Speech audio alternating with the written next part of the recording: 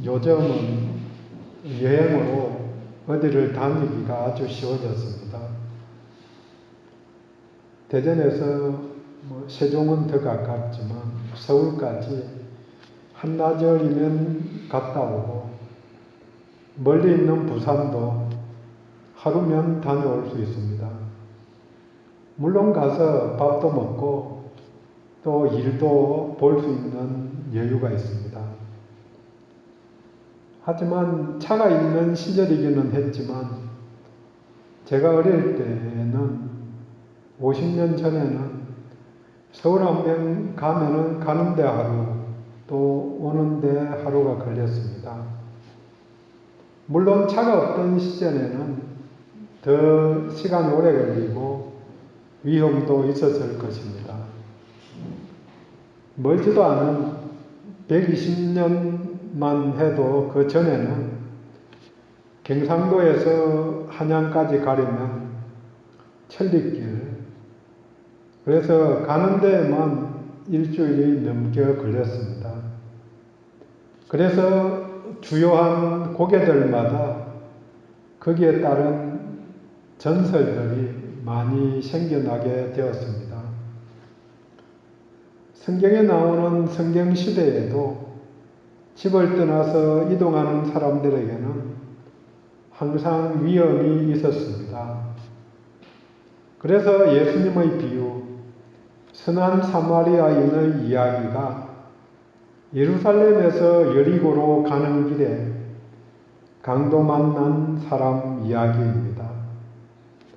사람마다 다르기는 하지만 살아보면 좋은 사람이 훨씬 더 많다는 것을 느낍니다. 10년쯤 전에 아는 분의 아들이 대학생이었는데 세계 일주 티켓을 구입하여 여러 나라를 다녀온 적이 있어서 이야기를 나눈 적이 있습니다. 지금은 그때보다 훨씬 가격이 싸져서 세계 일주 하는데 1년 안에 티켓을 쓰고 그 다음에 한 4개 정도의 대륙에 도시는 한 2, 30 도시를 갈 수 있는 그런 티켓이 싸게는 100만 원, 조금 그냥 보통은 한 4, 500만 원 이 정도 하면 되는 것 같습니다. 물론 비행기 값보다 있으면서 써야 되는 그런 돈이 훨씬 많이 들기는 하지만 그것을 목적으로 해서 돈 모으는 사람이 있다는 이야기도 들었습니다.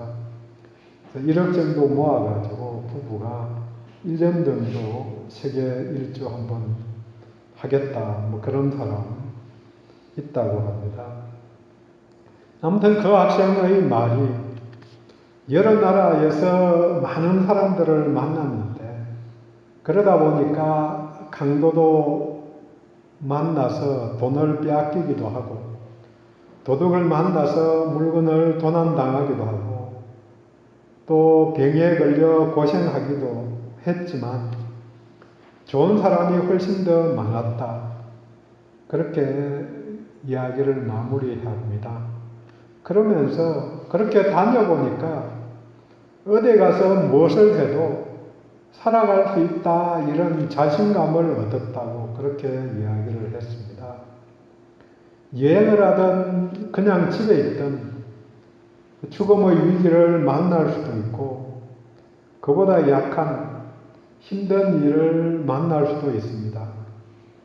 이게 인생의 현실이고 아담 이래로 누구나 만날 수 있는 고통의 문제이기도 합니다. 동시에 의를 위해 종교개혁의 주역인 루터의 경유와 같이 가톨릭의 불이 하나님의 의와 무관한 면죄부 판매에 대항하여 항의문을 게시함으로 어려움을 자초한 그런 사람들도 있습니다. 이유가 명료한 것도 있지만 명료하지 않은 불명확한 사건들도 있고 또 이유가 무엇이든 누구에게나 어려움이 닥칠 수 있습니다. 본문은 제목이 다윗의 시 성전에 올라가는 노래 그렇게 붙여져 있습니다. 시편 120편부터 134편까지 15편의 시가 성전에 올라가는 노래라는 제목이 붙어 있습니다. 이스라엘 백성들은 개인이나 가족 단위로 매년 세 차례 유월절, 오순절, 초막절 그때에 성전에 올라가야 했고 올라가면서 부른 노래이며 성전에서 벌어진 축제 때 부른 노래로 생각을 합니다. 이 시를 지은 다윗은 왕이 되기 전에 골리앗을 죽여서 유명하게 되었다가 사울 왕의 시기로 쫓겨다니면서 산전수전 다 겪은 사람이어서 여행에 따른 위험, 사람에 대한 위험을 잘 알았을 것입니다. 특별히 어려움 속에서 벗어난 것을 기억하며 감사하는 마음으로 이 시를 적었을 것입니다. 성전에 올라가는 여정이 어렵고 이스라엘 민족이 지나온 길이 어려웠지만 사람들이 살아가는 곳에는 어려움이 있습니다. 본문은 먼저 어려움이 있었다고 고백합니다. 죽음의 위기가 있었다. 그것도 여러 번 있었다고 반복해서 말합니다. 인생에는 위기가 있습니다. 한 번의 선택으로 모든 것을 잃기도 하고 한 번의 선택으로 건강이 망가지기도 합니다. 본문 속에 가만히 분석해 보면 어려움의 출처가 모두 세 가지입니다. 첫 번째, 대적하는 사람들이 있습니다. 2절, 사람들이 우리를 치러 일어날 때에 국가 간의 전쟁도 있고 다른 상황에 죽이려 들 수도 있습니다. 지금도 우리들의 삶은 영적 전쟁터입니다. 세상 가운데에서 전쟁 중입니다. 원수는 마귀 사탄이지만 그 하수인으로 사람들이 동원되고 단체가 동원되고 국가가 동원됩니다.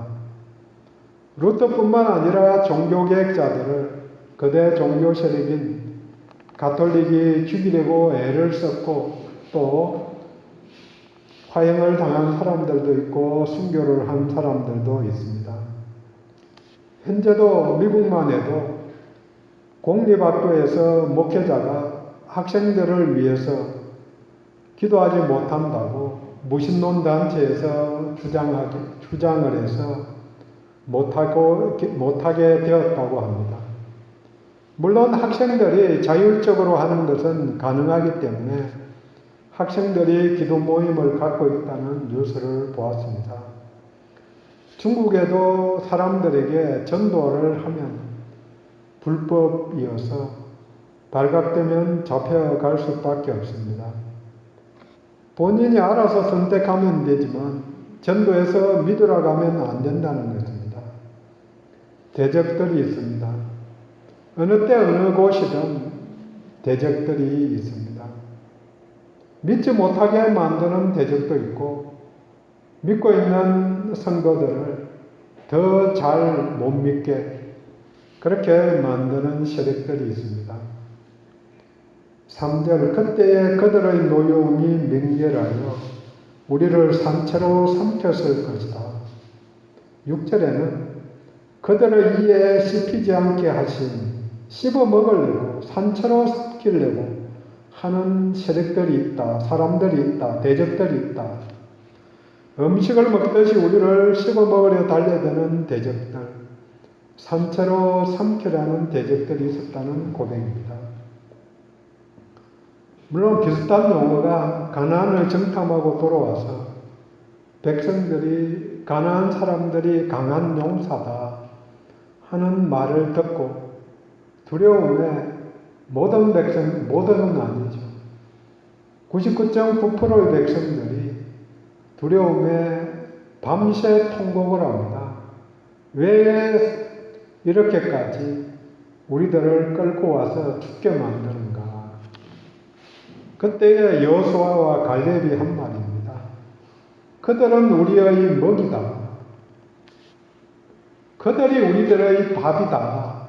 이렇게 말했듯이 대적들이 씹어 먹으려고 그런 상황을 우리들도 실제로 겪기도 합니다.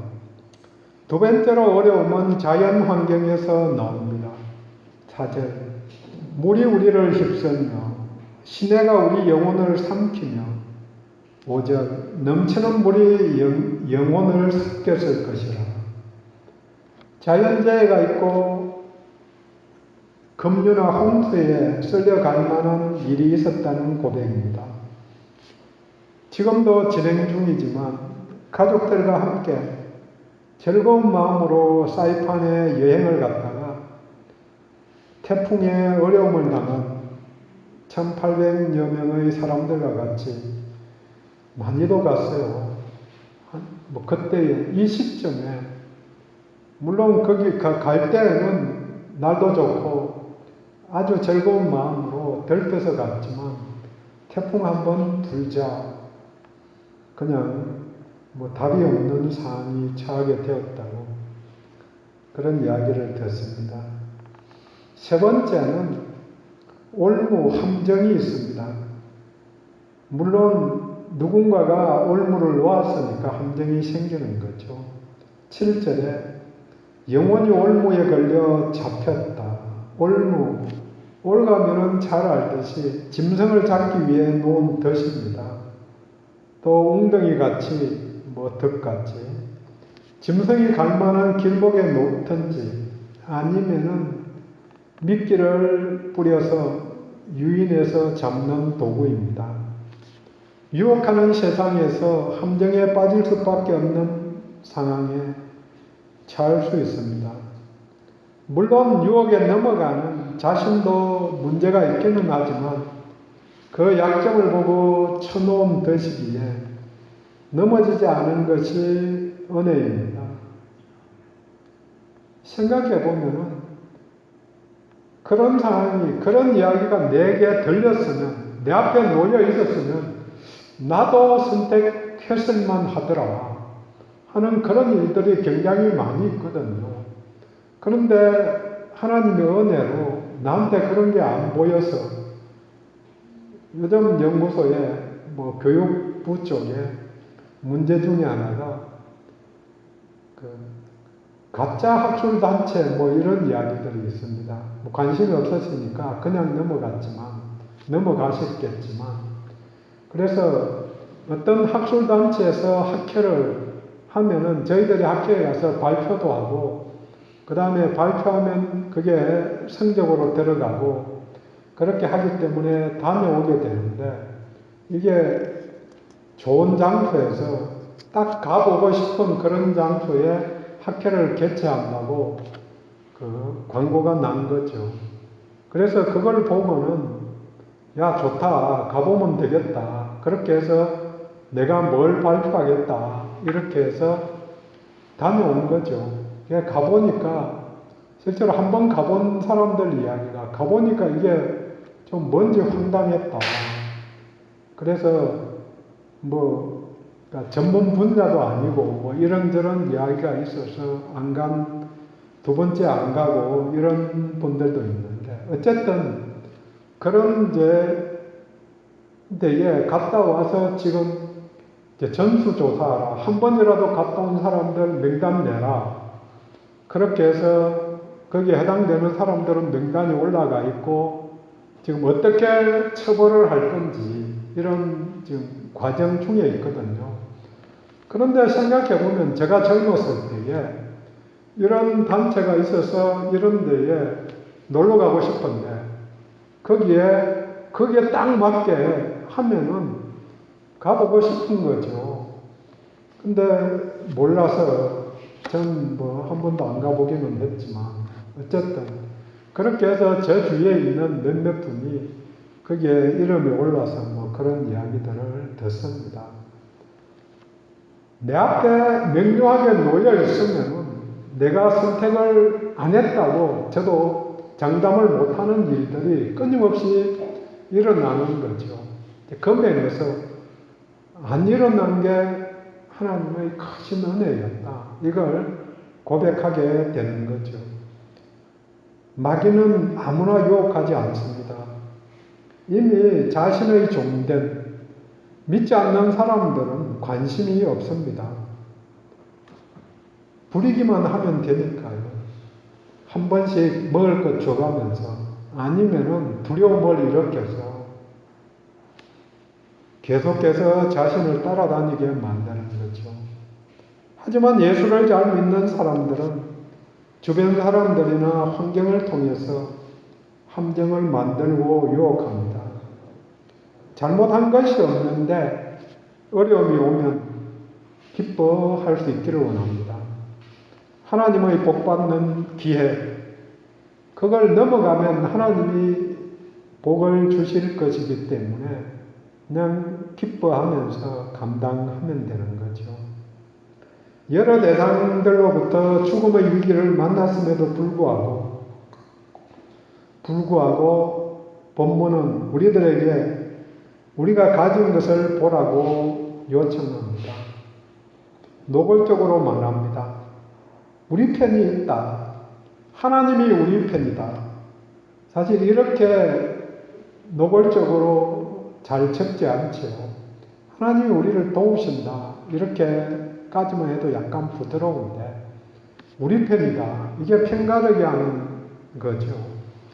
1절, 2절에 반복해서 또 반어법으로 표현합니다. 여호와가 우리 편에 계시지 아니하였으면 우리가 어떻게 하였으랴. 우리가 어떻게 되었을까? 살아가며 도와주시는 사람, 도우미가 있다는 사실이 중요합니다. 누구나 지금껏 살아오면서 도와주는 분들이 있어서 이 자리에 오게 된 것입니다. 그렇기 때문에 오늘의 내가 있을 수 있는 것입니다. 물론 대적하고 죽이려는 자들이 있지만 동시에 도우미가 있습니다. 가까이는 가족들이 있고 또 친구들이 있습니다. 하지만 사람들은 한계가 있습니다. 도와줄 마음은 있지만 거리가 멀어서 시간이 없어서 또 그럴 만한 능력이 없어서 도움이 되지 못할 때도 있습니다. 어제 페이스북을 보다 보니까 탄자니아에서 의료 선교사로 가 있는 분이 페이스북에 글을 올렸습니다. 산부인과 의사인데 이게 한번 수술을 했는데 종양이 있어서 이게 자라는 종양이라서 또 해서 아주 크게 떼어냈는데 언제는 마무리할 의사가 없어서 이제 어려움이 있다고. 그래서 성형외과 의사가 필요한데 주변에 없다는 거죠.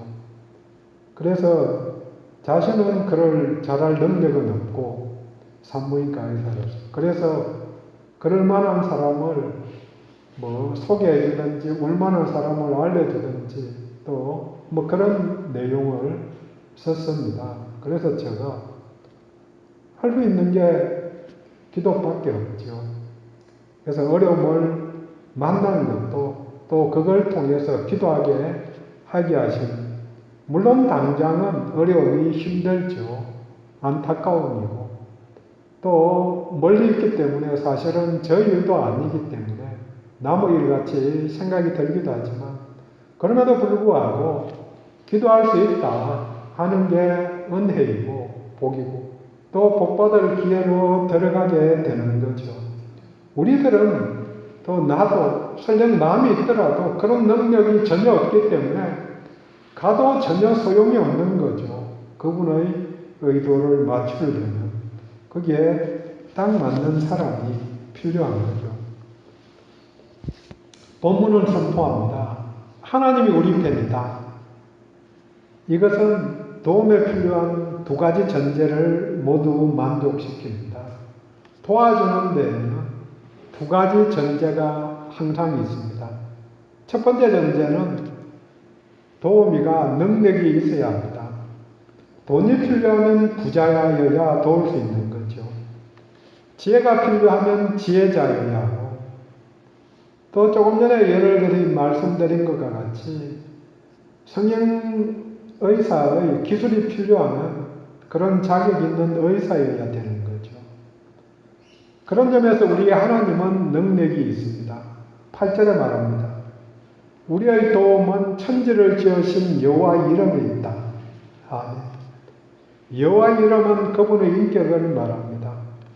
천지를 지으신 분, 만물의 소유자, 주인이십니다. 지은 사람이 소유자지 다른 사람들은 다 이용할 수 있는 권리만 주어질 수 있는 거죠. 그러니까 능력이 있으셔서 첫 번째 조건은 만족이 됩니다. 문제는 두 번째 조건인데 도와줄 의향이 있느냐, 의지가 있느냐 하는 것입니다.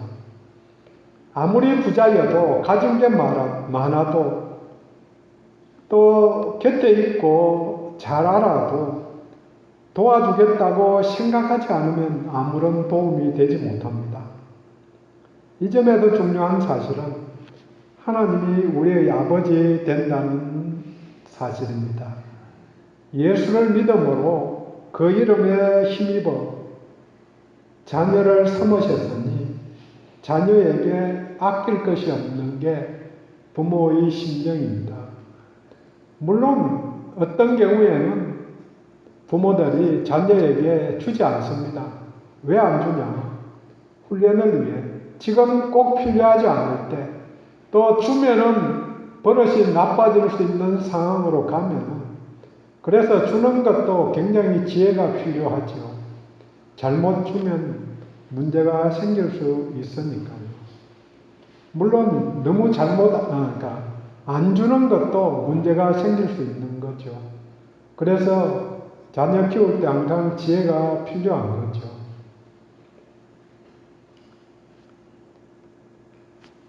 지난 14일 주일에 나눈 말씀입니다. 히브리서 4장 16절. 그러므로 우리는 긍휼하심을 받고 때를 따라 돕는 은혜를 얻기 위하여 은혜의 보좌 앞에 담대히 나아갈 것이니라.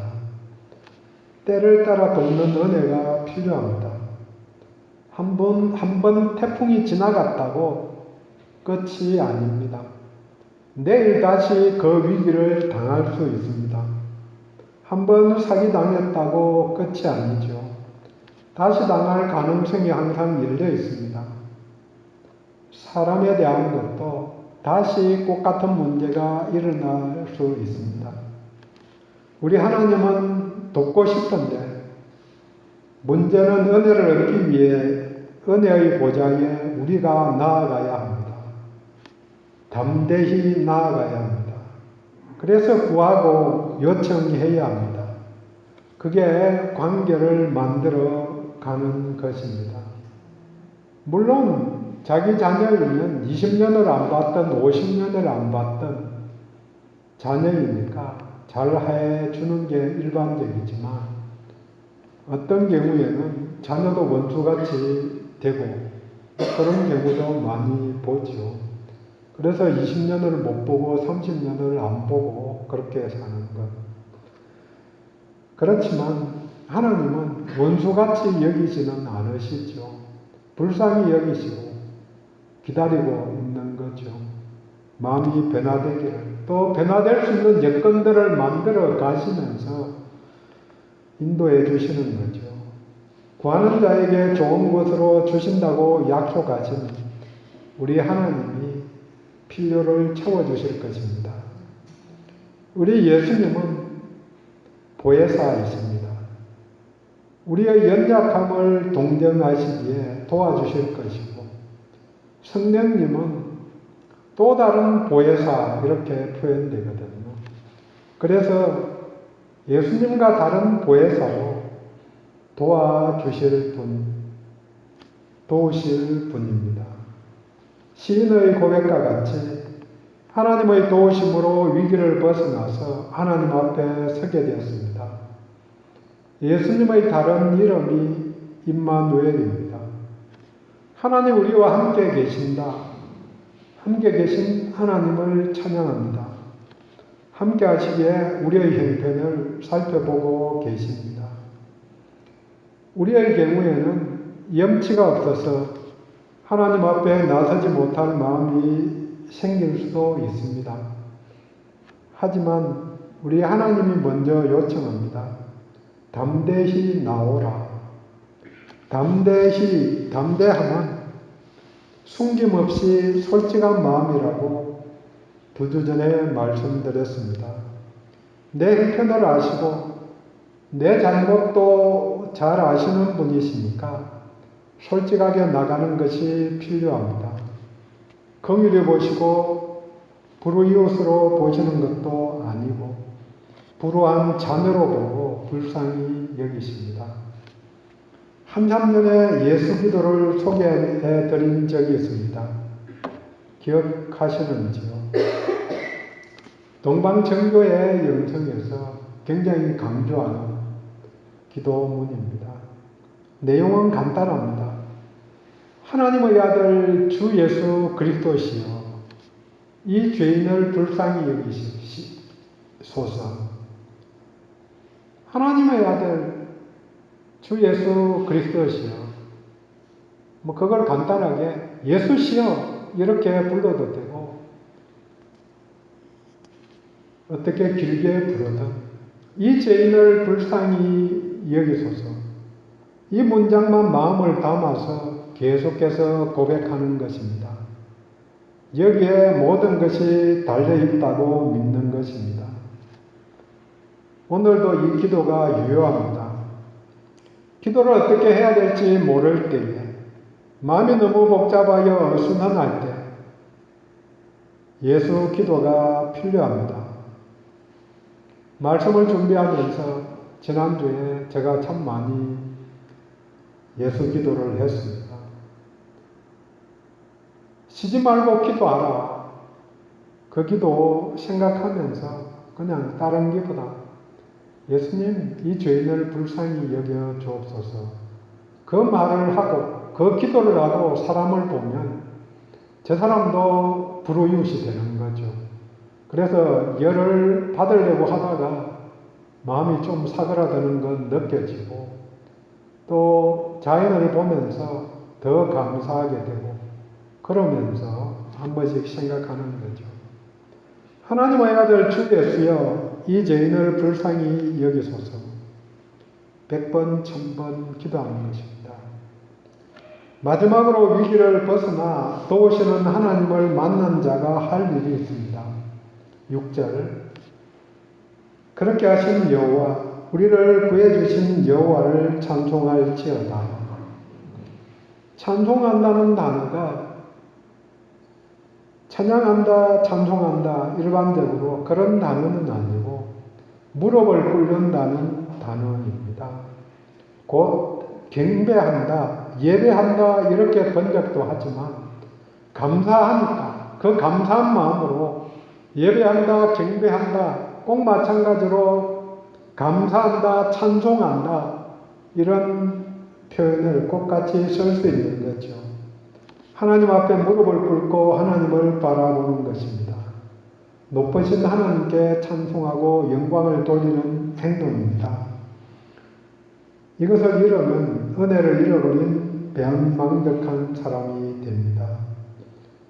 사냥꾼의 올무에서 벗어난 새같이 되었으니 자유롭게 날아가며 노래할 수 있고 당연히 그렇게 도우신 하나님께 영광을 돌려야 합니다.